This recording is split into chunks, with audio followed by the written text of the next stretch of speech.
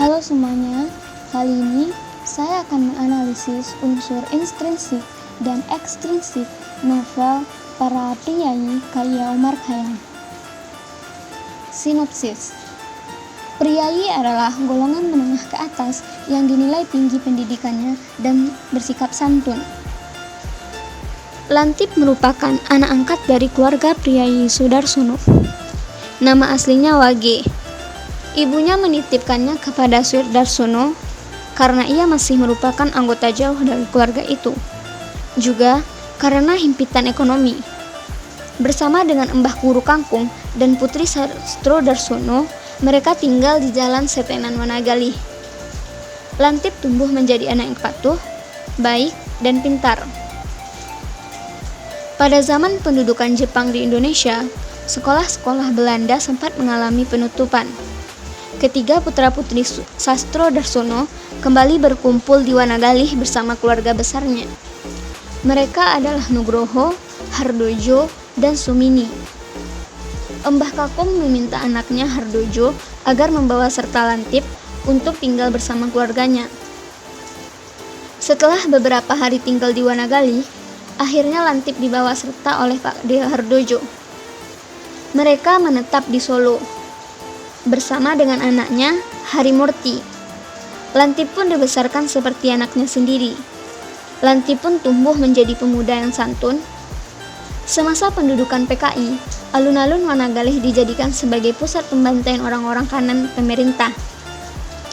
Namun, pasukan angkatan darat segera bisa meredamkan pembantaian itu. Bos Hari atau Harimurti, anak Pak De Hardojo pun turut ditangkap.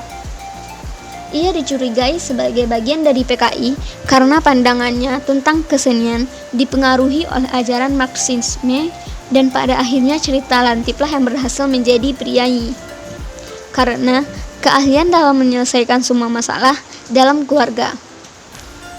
Juga sikapnya yang bersemangat ikut mempertahankan Indonesia. Selanjutnya, unsur intrinsik. Unsur intrinsik novel Priyayi karya Umar Khayyam adalah sebagai berikut. 1. Tema. Tema pada novel ini adalah keluarga, di mana diceritakan bagaimana kehidupan para priyayi di zaman itu dan perjuangan priyayi dalam mengayomi keluarganya dan rakyat miskin. Kedua, tokoh dan penokohan. Tokoh-tokoh yang terdapat di dalam novel ini yaitu 1. Lantip. Lantip digambarkan sebagai tokoh yang rajin, taat, dan ulet. Selain itu juga cekatan dalam mengerjakan tugas-tugasnya. Kedua, Sastrodarsono. Eyang pembangun keluarga priyayi ini digambarkan sebagai tokoh yang patuh, penuh wibawa, pejuang sejati, dan teguh pendirian. Sudarsono adalah nama masa kecil dari Sastrodarsono. Ketiga, Dik Ngaisah. Dik Ngaisah adalah istri dari Sastrodarsono yang digambarkan sebagai istri yang sabar, patuh, dan taat kepada suami, serta penuh kasih sayang kepada setiap orang. Keempat, Nugroho. Nugroho adalah anak sulung dari Sastrodarsono dan Ngaisah. Dia adalah seorang tentara peta Yogya yang berwatak keras, tegas, dan berwibawa. 5. Hardojo. Hardojo adalah anak kedua dari Sastrodarsono dan Ngaisah. Dia memiliki sikap yang sabar dan cerdas. Dia adalah seorang abdi dalam Mangkunegaraan di Solo. Yang keenam, Suemini. Suemini adalah anak bungsu dari Sastrodarsono dan Ngaisah. Dia memiliki prinsip hidup yang kokoh, cerdas, dan sangat mengutamakan pendidikan. Ketujuh, Harimurti. Harimurti adalah anak satu-satunya dari Hardojo dan istrinya Sarimurti. Dia memiliki sikap yang jujur dan tulus, serta sangat sayang kepada orang tuanya. Kedelapan, Tuan Sato. Merupakan tokoh antagonis yang dalam cerita ini digambarkan sebagai tentara Jepang yang berwatak keras dan galak. Selanjutnya ada latar. Latar-latar yang terdapat pada cerita ini yaitu latar tempat. Seperti di Wanagalih yang terdapat pada bagian berikut, Wanagalih adalah kota yang dikelilingi hutan jati. Selanjutnya ada di Wanalawas yang dibuktikan pada bagian kutipan berikut. Kami duduk di amben di depan rumah kami di Wanalawas. Selanjutnya ada di Wonogiri yang dibuktikan pada bagian kutipan berikut. Tempat saya mengajar di HIS Wonogiri yang berjarak kurang lebih 30 km dari kota Solo. Latar tempat selanjutnya ada di Solo, yang mana dibuktikan pada kutipan berikut. Waktu menjelang masuk stasiun Sungkrah di Solo, hanya wajah Sumarti saja yang terbayang. Latar tempat selanjutnya adalah di Yogyakarta, yang mana dibuktikan pada kalimat bagian berikut.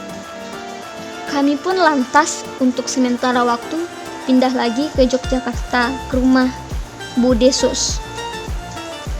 Selanjutnya ada Jakarta. Di Jakarta di rumah Pak D. Nugroho. Selanjutnya ada di Madio Taman, yaitu dibuktikan pada bagian kutipan berikut. Waktu sampai di Madio Taman. Dan yang terakhir ada di Wates, yang mana dibuktikan pada kalimat bagian berikut. Gadis mengajak saya ke Wates untuk berkenalan dengan orang tuanya. Latar selanjutnya adalah latar waktu. Latar waktu pada cerita ini adalah sore hari, yaitu dibuktikan pada kutipan berikut. Pada suatu sore, sesudah persinggahan rutin kami di Jalan Setenan.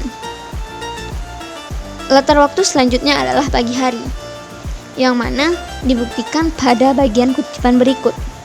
Esok harinya pada hari Senin. Tahun 1910, dibuktikan pada waktu itu sekitar 1910 Masehi. Dan keempat ada tahun 1940, dibuktikan pada bagian kutipan berikut. Tanpa rasa tahu-tahu sudah memasuki tahun 1940. Selanjutnya hari Minggu. Hari Minggu agaknya hari pesta pora mereka. Latar waktu selanjutnya yaitu tahun 1964 yang dibuktikan pada bagian kutipan berikut. Kau itu sudah 29 tahun umurmu, tahun 1964 ini. Dan latar waktu selanjutnya yaitu tahun 1967, dibuktikan pada bagian kutipan berikut. Tahun 1967 ini, Mbah Kakung sudah berumur kira-kira 83 tahun. Dan ketiga, latar sosial budaya.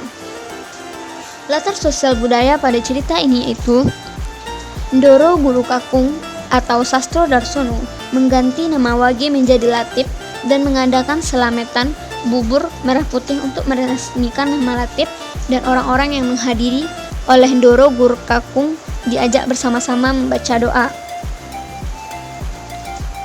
Keempat, latar suasana. Latar suasana pada cerita ini yaitu menyedihkan, membahagiakan, dan menegangkan. Selanjutnya ada alur. Alur yang digunakan dalam novel para priai menggunakan alur campuran karena di awal cerita menceritakan bagaimana terbentuknya Wanagalih, kemudian menceritakan tentang Latif, kemudian alur mundur menceritakan Swe Darsono atau Sastro Darsono. Selanjutnya ada sudut pandang. Sudut pandang pengarang dalam novel ini adalah sudut pandang orang pertama. Sudut pandang orang pertama ini terlihat pada setiap episode cerita. Pengarang bertindak sebagai orang pertama yang sedang menuturkan pengalamannya. Sudut pandang ini menempatkan pengarang sebagai saya dalam cerita. Pada bagian Lantip, pengarang menjadi Lantip. Pada bagian Sastro Darsono, pengarang menjadi Sastro Darsono, dan seterusnya. Ini suatu cara bercerita yang menarik, karena pengarang menjadi beberapa tokoh sekaligus dalam satu rangkaian cerita. Selanjutnya masuk ke dalam gaya bahasa. Gaya bahasa dalam novel ini menggunakan bahasa Indonesia yang dipadukan dengan bahasa Jawa, karena mereka hidup pada zaman Belanda, sehingga mereka juga mahir berbahasa Belanda dan sedikit bahasa Jepang. Unsur intrinsik selanjutnya adalah amanat. amanat yang terdapat pada cerita ini yaitu kita harusnya menghormati siapapun, terutama ke orang yang lebih tinggi kedudukannya. Kedua, setiap masalah yang ada harus kita hadapi dengan bersabar. Ketiga, kita harus memiliki pendirian yang kokoh dan berjuang keras tanpa pamrih.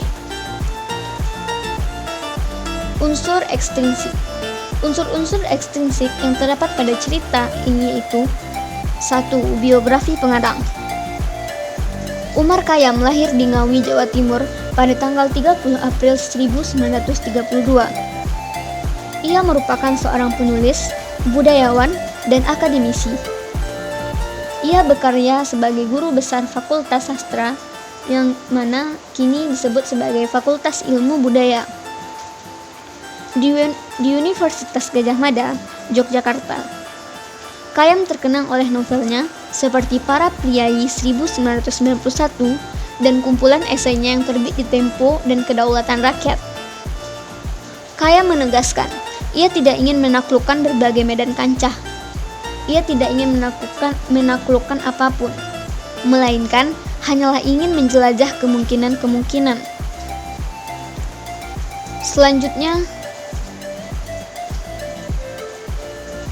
nilai-nilai yang terkandung dalam cerita. Nilai-nilai yang terkandung pada cerita ini yaitu 1. Nilai sosial. Nilai sosial cerita ini yaitu hubungan antara priayi Ndoro Seten dengan petani desa Atmokasan terdapat pada kutipan bagian berikut.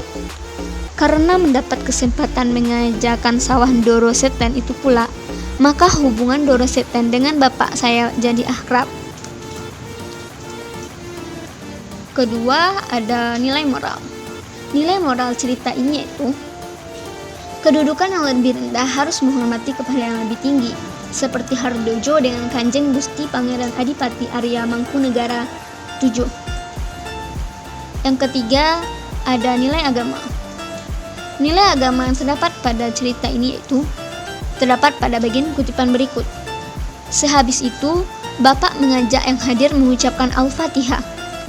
Dan terakhir, ada nilai budaya, yang mana terdapat pada kutipan bagian berikut. Mari tahun ini sudah 20 tahun umurnya. Menurut adat, mereka dulu sudah sepantasnya dia kawinkan, bahkan menggendong anak.